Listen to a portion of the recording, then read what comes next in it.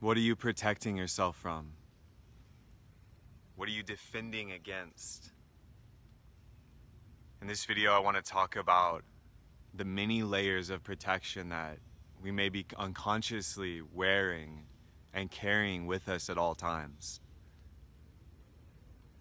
I'm talking about emotional, psychological, and often even physical armor that I've found I've been carrying in my own life. And I see many friends, allies, lovers, clients carrying with them, and they may not even know it.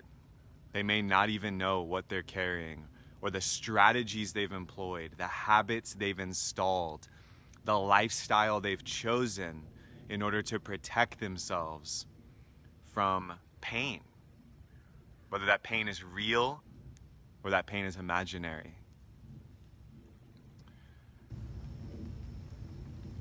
I've been thinking a lot about this lately and actively practicing it here in Florida during our Tantric Energetics training. We're training with two very powerful healers, practitioners in the Osho tradition of meditation, as well as the Reichian, the Neo-Reichian style of trauma release and radical embodiment. And I think one of my favorite quotes that comes to mind is Alan Watts. And this sage says, the ego loves to protect, and it loves to defend itself against perceived threats to itself.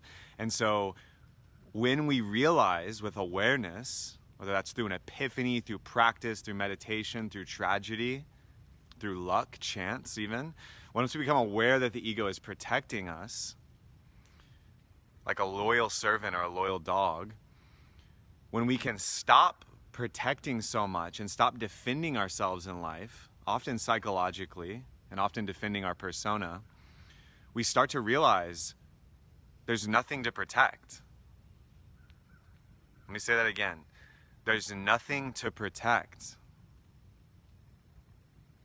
What I found in my life is that what I was so powerfully protecting and spending so much energy and time and making sure I said the right things and did all the right things. This is a Kevin back in Austin, Texas, attending university, about to graduate. What I realized is that I was protecting a false image of myself. And this was affecting my entire life. And Watts talks about once we realize that there's nothing to protect, there's nothing to defend, we can stop these toxic patterns and behaviors and regain all of that energy back into ourself, back into the core. The energy comes back from the periphery and returns to the core. And so what this might look like is the way I speak, the way I dress, who I hang out with, how I talk about my story, how I talk about myself. These are all ways that I am subtly and sometimes very overtly protecting and defending myself against a trauma that may have once existed in the past, but is no longer present in my life. And now this armor I'm wearing has become a coffin. The armor I've put on in my mind, in my heart especially, has become a coffin, and it's suffocating my expression. And so for those of you watching these videos, and I've been getting this often in the comment sections of my videos, people, telling me that, what about war and violence and rape and these very real violent acts? That's not what I'm talking about. I'm not saying you shouldn't protect yourself from the outside world. If a wild animal is about to attack you, or a man is running at you with a knife or a weapon, yes, defend yourself. In fact, I advocate, especially to women, please study self-defense and become very aware of your surroundings and who you spend time with. The physical danger is something quite separate.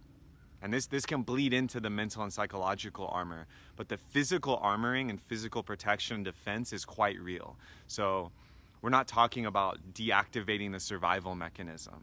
Like, maintain your body's health and stay alive, please.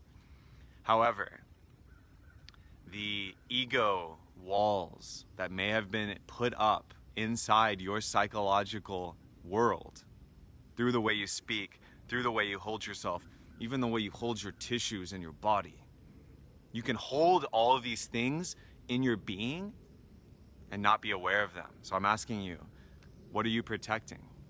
There's a question I asked myself very deeply today, especially, is what am I protecting? What armor have I put up between me and the truth, between me and direct experience, between me and my loved ones, but most of all between me and myself, me and the knowledge of myself, me and reality as it is, not reality as I imagine it to be. And this is a process of unlayering and uncovering of illusion. And mind you, this process starts when we're born, maybe before. The first 7 years of life, we learn defense and protection mechanisms as an infant because we're helpless and we're dependent upon our mother and our father and our tribe. And as a young child, we're dependent on our environment to receive food and nourishment, to receive touch, to receive protection from the elements and from dangers that exist in the environment. So this is a very tricky process. And you're gonna need help along this journey. You're gonna need someone to support you to unlayer these things and to pull them away so you can reveal what's underneath that armor, which is actually your true authentic self. You can become more expressive and more out there and more loving, more capable of offering and being love, being that sense of connectedness, that contact, the touch with others, the touch with the world, the touch with a blade of grass, with an animal, with a tree. And as I see it, this is a lifelong process. And so I urge you to really ponder this and feel into this. If you're watching this video right now or you're watching this video later, I would urge you to share it with someone you really care about, or tag them in the comments if you want them to see it, to let them know that there's nothing to defend, there's nothing to protect. There's a great saying, your pride is a brick wall, and your vulnerability is the door.